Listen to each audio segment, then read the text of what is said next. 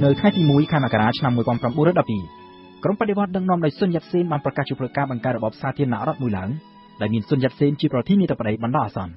ក៏ប៉ុន្តែនៅពេលនោះបដិវត្តរបស់ស៊ុនយ៉ាតសេននៅមិនទាន់បានទទួលជោគជ័យក្នុងការផ្ដួលរំលំរាជវង្សឆេងបានទាំងស្រុងនៅឡើយទេរហូតតទៅដល់ខែកុម្ភៈឆ្នាំដដែលទើបរបបរាជានិយមចិនត្រូវដួលរលំជាស្ថាពរក្រោយពីស្ដេចឈិងសុកចិត្តដាក់រាជក្រោមការបង្ខិតបង្ខំរបស់យុនស៊ីខៃដែលជាអតីតមេទ័ពនិងដែលនៅពេលនោះជានាយករដ្ឋមន្ត្រីតែងតាំងដោយស្ដេចឈិងខ្លួនឯងផ្ទាល់ដោយសារតែយុនស៊ីខៃបានជួយជ្រោមជ្រែងក្រុមបដិវត្តក្នុងការផ្ដួលរំលំរាជវង្សឈិងហើយម្យ៉ាងទៀតយុនស៊ីខៃនៅមានអំណាចតបខ្លាំងស៊ុនយ៉ាតសេនដែលទើបនឹងកាន់តំណែងជាប្រធានាធិបតីបណ្ដោះអាសន្នបានតែជាង2ខែប៉ុណ្ណោះក៏បានសុខចិត្តទុកតំណែងជាប្រធានាធិបតីនេះឲ្យទៅយុនស៊ីខៃជាអ្នកកាន់កាប់វិញយុនស៊ីខៃស្បាត់ចូលកាន់តំណែងជាប្រធានាធិបតីនៅថ្ងៃទី10ខែមីនាឆ្នាំ1912ហើយបានឡើងកាន់តំណែងជាប្រធានាធិបតីពេញសិទ្ធិនៅថ្ងៃទី10ខែតុលាឆ្នាំ1913នៅក្នុងពេលបច្ចុប្បន្ននេះតៃវ៉ាន់ដែលមានឈ្មោះជាផ្លូវការថាសាធារណរដ្ឋចិនហើយដែលតាំងខ្លួនថាជារដ្ឋបន្តវេននៃរបបសាធារណរដ្ឋក្រោយបដិវត្តឆ្នាំ1911នៅតែចាត់ទុកស៊ុនយ៉ាតសេនជាប្រធានាធិបតីទី1នៃសាធារណរដ្ឋចិនបើទោះបីជាលោកបានកាន់តំណែងត្រឹមតែជាប្រធានាធិបតីបណ្ដោះអាសន្នតែរយៈពេលជាង2ខែក៏ដោយគណៈបកគូមីនតាំងដែលបង្កើតឡើងដោយស៊ុនយ៉ាតសេននៅតែជាគណៈបកកាន់អំណាចនៅតៃវ៉ាន់រហូតមកទល់នឹងពេលបច្ចុប្បន្ននេះគូមីនតាំងដែលមានន័យថាគណៈបកជាតិនិយមចិនត្រូវបានបង្កើតឡើងជាផ្លូវការនៅថ្ងៃទី24ខែសីហាឆ្នាំ1912ដែលមានស៊ុនយ៉ាតសេនជាស្ថាបនិកនិងជាប្រធានបកស៊ុនយ៉ាតសេនមានចក្ខុវិស័យចង់ឲ្យគណៈបកគូមីនតាំងនេះជាកម្លាំងប្រឆាំងដ៏ធំមួយដើម្បីជាតុល្យភាពទប់ទល់ទៅនឹងអំណាចរបស់យុនស៊ីខៃដែលជាប្រធានាធិបតីហើយដែលធ្លាប់ជាមន្ត្រីជាន់ខ្ពស់នៃរាជវង្សឈិងនៅខែធ្នូឆ្នាំ1912ការបោះឆ្នោតសភាមួយត្រូវបានរៀបចំធ្វើឡើងដែលជាការបោះឆ្នោតលើកដំបូងបង្អស់នៅក្នុងប្រវត្តិសាស្ត្រជាង2000ឆ្នាំរបស់ចិនបើទោះបីជាមិនមានបទពិសោធន៍ខាងប្រជាធិបតេយ្យការបោះឆ្នោតសភានៅឆ្នាំ1912នោ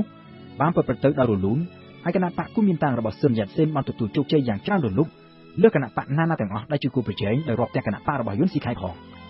ក៏ប៉ុន្តែនៅក្រៅការទទួលជោគជ័យក្នុងការបោះឆ្នោតនេះសុងឆាវហ្សិនមេដឹកនាំមួយរូបនៃគណៈបកគូមីនតាំងហើយដែលធម្មតាត្រូវឡើងធ្វើជានាយករដ្ឋមន្ត្រីនោះស្រាប់តែត្រូវបានឃាតករបាញ់សម្លាប់នៅក្នុងពេលដែលលោកកំពុងរងចាំឡើងជិះរថភ្លើងពីទីក្រុងសៀងហៃសម្ដៅមកវិមានរដ្ឋសភានៅរដ្ឋធានីប៉េកាំងការធ្វើឃាតមេដឹកនាំគណៈបកគូមីនតាំងនេះក៏បានធ្វើឲ្យចំនួនត្រូវផ្ទុះឡើងរវាងក្រុមរបស់ស៊ុនយ៉ាតសេននិងក្រុមរបស់យុនស៊ីខៃនៅក្រៅពីសុងឆាវហ្សិនត្រូវគេបាញ់សម្លាប់ឃាតករមិនត្រូវបានគេរកមកឃើញនោះទេក៏ប៉ុន្តែគេរកឃើញអំរយជាច្រើនបង្ហាញថាឃាតករមានជាប់ពាក់ព័ន្ធទៅនឹងរដ្ឋាភិបាលរបស់យុនស៊ីខៃ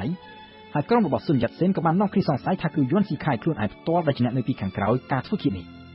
ចំនួនរវាងក្រុមស៊ុនយ៉ាតសេននិងក្រុមយុនស៊ីខៃក៏បានផ្ទុះឡើងទៅជាចំនួនប្រដាប់អាវុធហើយក្រុមរបស់ស៊ុនយ៉ាតសេនក៏បានប្រកាសធ្វើបដិវត្តជាលើកទី2ក្នុងគោលដៅផ្ដួលរំលំរបបដឹកនាំរបស់យុនស៊ីខៃក៏ប៉ុន្តែដែលមានកម្លាំងប្រដាប់អាវុធទន់ខ្សោយចលនាបដិវត្តនេះត្រូវកងទ័ពរបស់យុនស៊ីខៃវិបំបាក់ហើយស៊ុនយ៉ាតសេនក៏ត្រូវបង្ខំចិត្តរត់ភៀសខ្លួនទៅជ្រកកោននៅក្នុងប្រទេសជប៉ុនសាជាថ្មីម្ដងទៀតយុនស៊ីខៃវិ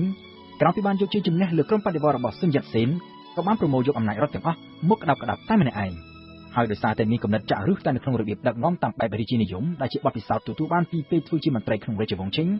យុនស៊ីខៃក៏បានបែកគំនិតចង់បង្កើតទៅជារបបរាជានិយមឡើងវិញនៅក្នុងគំនិតរបស់យុនស៊ីខៃរបបសាធារណរដ្ឋគ្រាន់តែជាសម័យអន្តរកាលមួយដើម្បីកម្ចាត់ពួកម៉ាន់ជូចេញពីអំណាចតែប៉ុណ្ណោះឥឡូវនេះរាជវង្សឈិងរបស់ពួកម៉ាន់ជូត្រូវដួលរលំទៅហើយបដិវត្តន៍នឹងសម័យអន្តរកាលគួរតែត្រូវបិទបញ្ចប់ដើម្បីបង្កើតឲ្យមានស្ថិរភាពនយោបាយឡើងវិញហើយយុនស៊ីខៃយល់ថាមានតែរបបរាជានិយមទេដែលអាចរក្សាស្ថិរភាពនយោបាយនេះបានដោយសារតែតាំងពីរាប់ពាន់ឆ្នាំកន្លងទៅហើយនោះប្រជាជនចិនមានទម្លាប់រស់នៅតែក្រោមរបបរាជានិយមបែបនេះនៅខែធ្នូឆ្នាំ1915យុនស៊ីខៃក៏បានប្រកាសតាំងខ្លួនជាអធិរាជហើយ4ឆ្នាំក្រោយបដិវត្តន៍ផ្ដួលរំលំរាជវង្សឈិងចិនក៏បានវិលត្រឡប់ទៅរករបបរាជានិយមផ្ដាច់ការដូចពីមុនវិញក៏ប៉ុន្តែផ្ទុយពីការកើតរបស់យុនស៊ីខៃមិនមានអ្នកណាម្នាក់គ្រប់គ្រងការបង្កើតរបបរាជានិយមនេះឡើងវិញនោះទេក្រៅតែពីមន្ត្រីចំណិតរបស់យុនស៊ីខៃផ្ទាល់ចលនាប្រឆាំងនឹងរបបរាជានិយមរបស់យុនស៊ីខៃក៏បានផ្ទុះឡើងហើយរីកដុតដាលកាន់តែខ្លាំងឡើងមន្ត្រីដែលធ្លាប់តែគ្រប់គ្រងយុនស៊ីខៃពីមុនក៏ក្លាយទៅជាក្រុមប្រឆាំងហើយរហូតដល់ថ្ងៃទី22ខែមីនាឆ្នាំ1916យុនស៊ីខៃក៏បានប្រកាសរំលាយរបបរាជានិយមបោះបង់ងារជាអធិរាជហើយត្រឡប់ទៅកាន់តំណែងជាប្រធានាធិបតីដូចពីមុនវិញក៏ប៉ុន្តែទាំងអស់នេះមិនបានធ្វើឲ្យក្រុមប្រឆាំងស្ងប់ចិត្តនោះទេដែលពួកគេទាមទារឲ្យយុនស៊ីខៃជប់ដឹកនាំប្រទេសហើយចុះចេញពីតំណែងជាប្រធានាធិបតីតែម្ដង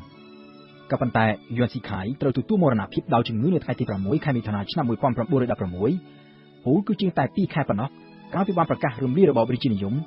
និងបោះបង់ងារជាអធិរាជក្រោយមរណភាពរបស់យុនស៊ីខៃអតីតមេទ័ពរបស់យុនស៊ីខៃទាំងប៉ុន្មានបានបែកខ្ញែកគ្នាហ ហើយយកកងទ័ពដែលស្ថិតនៅក្រោមបញ្ជារបស់ពួកគេទៅធ្វើការបម្រើផលប្រយោជន៍ផ្ទាល់ខ្លួនតែរៀងៗខ្លួននៅពេលនោះចិនត្រូវធ្លាក់ទៅក្នុងភាពចលាចលដោយគ្មានមេដឹកនាំណាមួយដែលមានអំណាចគ្រប់គ្រងប្រទេសទាំងមូលបាននោះទេនេះគន្រាមធំតូចនាំគ្នាត្រួតត្រាទឹកដីរបស់ខ្លួនដោយស្ដេចចំណែកឯរដ្ឋាភិបាលកណ្ដាលវិញគ្រប់គ្រងបានត្រឹមតែនៅរដ្ឋធានីប៉េកាំងមួយប៉ុណ្ណោះសម័យកាលវឹកវរនេះបានដូរបន្លាយពេលជាង10ឆ្នាំពលគឺចាប់តាំងពីមរណភាពរបស់យុនស៊ីខៃនៅឆ្នាំ1916រហូតដល់ពេលដែលក្រុមជាតិនិយមគួរមានតាំងវិលត្រឡប់មកកាន់អំណាចវិញនៅឆ្នាំ1928នៅពេលនោះក្រុមជាតិនិយមគួរមានតាំងស្ថិតនៅក្រោមការដឹកនាំរបស់ចាងឆៃជៀកដែលបន្តវេនពីសុនយ៉ាតសេនដែលទទួលមរណភាពកាលពីឆ្នាំ1925ដោយរោគហែរីខ្លាំង